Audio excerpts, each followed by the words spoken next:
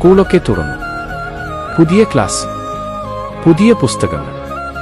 ഈ വർഷമെങ്കിലും അടിപൊളിയായി പഠിച്ച് ക്ലാസ്സിൽ ടോപ്പർ ആകണമെന്ന് ആഗ്രഹമുണ്ടോ? എങ്കിൽ വലിയ കഷ്ടപ്പാടില്ലാതെ സ്മാർട്ടായി പഠിക്കാൻ ഇതാ 3 കൂൾ ടിപ്സ്.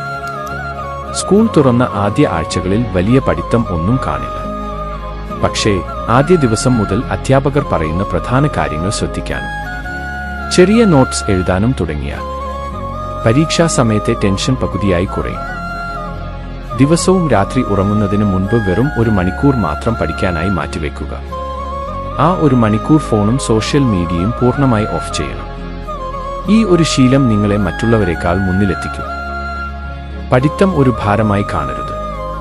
തോൽവികളെ പേടിക്കാതെ എനിക്ക് സാധിക്കും എന്ന ചിന്തയോടെ ഈ വർഷം തുടങ്ങും.